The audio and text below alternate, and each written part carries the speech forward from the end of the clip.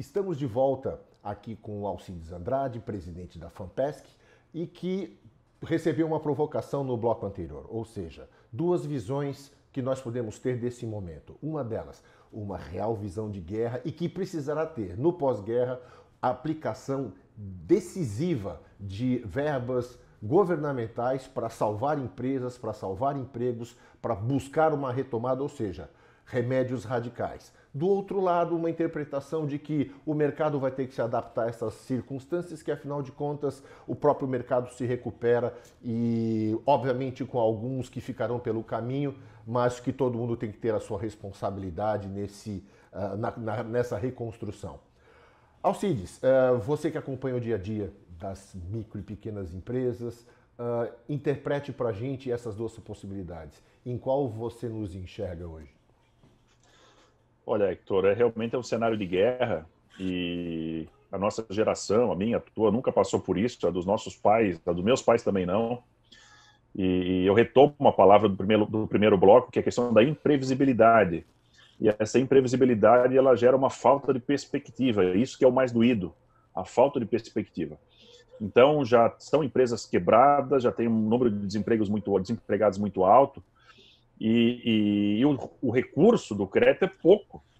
Então, há uma concorrência pelo crédito. Então, infelizmente, nem todos conseguirão acessar o crédito, porque os bancos estão sendo bastante rigorosos.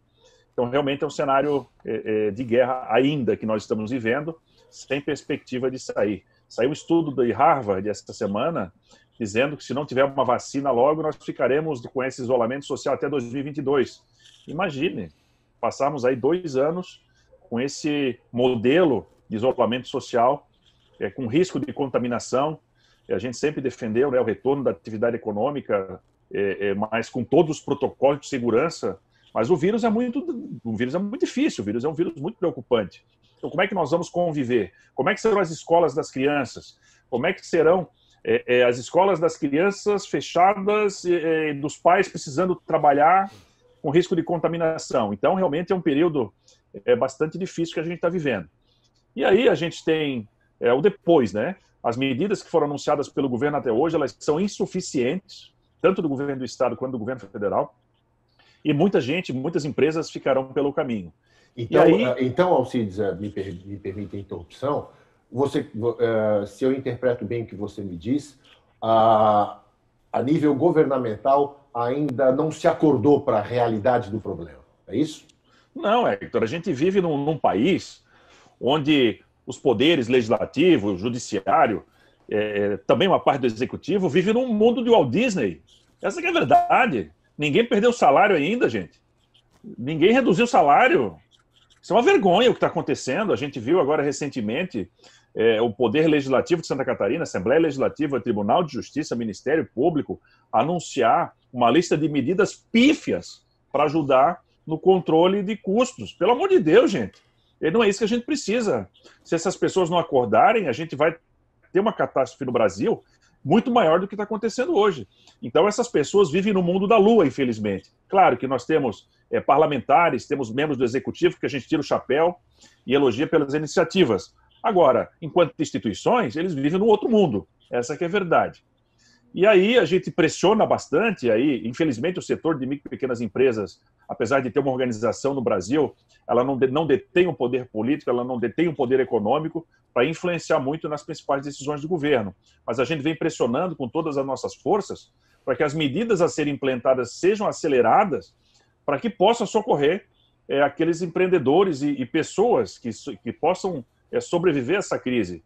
É importante salientar, Hector, que se confunde muito a pessoa física, o empreendedor da sua empresa, e em muitos casos, dos pequenos mesmo, se confunde o dinheiro do bolso do empreendedor com o dinheiro do caixa da empresa. Então, quando a empresa quebra, quebra a família junto.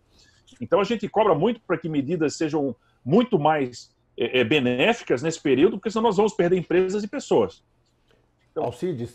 Alcides, eu sei que já há muitos anos você é um lutador da causa das micro e pequenas empresas, né? Você, com essa atividade, ouvindo o empresário, ouvindo o pequeno empreendedor, você obviamente conhece muito de perto, né, como é que funciona a vida dessas pequenas empresas. Como você mesmo diz, muitas vezes se confunde até a vida do empreendedor com a da própria empresa e da sua família. É o fator de sobrevivência dessas famílias. Agora, você como representante, como presidente de uma instituição, e existem instituições similares à FAMPESC em todo o Brasil, como você avalia o poder que vocês têm de agregação e de articulação para que justamente se façam ouvir junto ao poder político, junto ao poder institucional, para que de fato, e a gente sabe que a grande força da economia brasileira é o pequeno empreendedor, é quem mais gera emprego, é quem mais gera dinheiro,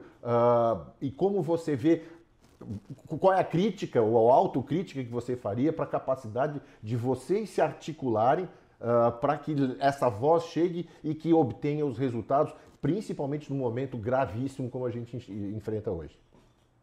Boa parte das leis, das normas que atendem aos pequenos negócios são federais. Então a gente centra o nosso esforço em Brasília e nós temos um grande aliado dentro do Congresso Nacional, que é a Frente Parlamentar das Micro e Pequenas Empresas, que é coordenada pelo catarinense, pelo senador Jorginho Melo.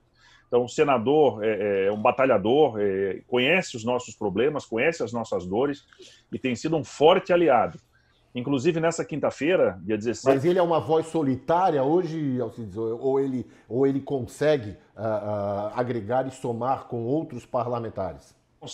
Consegue porque a Frente Parlamentar possui mais de 300 parlamentares. Então, a gente tem um canal direto, diariamente eu converso com a assessoria dele, passando esses feedbacks de quais são, o que está chegando na ponte e o que não está.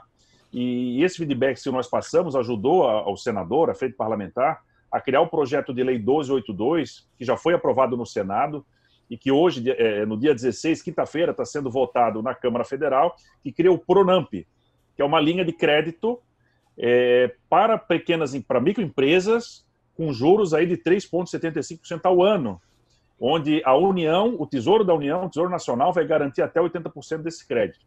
Já chegou até nós informações de que a Caixa Econômica não operaria essa linha de 3,75%, por normas do sistema financeiro, e parece que hoje vai sair os juros aí cobrados, não sai a 3,75%, sai aí a 6% ao ano.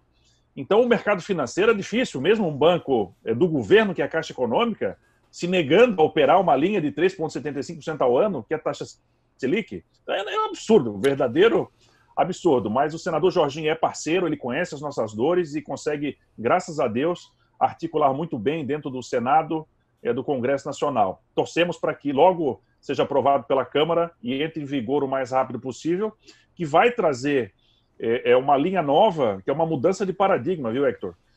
São 13 bilhões de reais, o volume inicial ele ainda é pequeno, confesso, mas a grande vitória é a nova linha de crédito, a mudança de paradigma, vai flexibilizar o acesso, flexibilizando as garantias. Não deixa de ser uma boa notícia nesse momento, né, Alcides? Porque hoje a gente procura boas notícias e é justamente pensando em procurar boas notícias que no próximo bloco eu quero te fazer também uma provocação, que é, em meio a tantas notícias complicadas que a gente vive hoje, há um clima de incerteza, como você disse. Eu imagino que também você tenha se defrontado com alguns bons exemplos de criatividade e de soluções que poderão ser até reproduzidas por outros empresários, e você vai nos contar isso no próximo bloco, no próximo segmento. A gente volta já.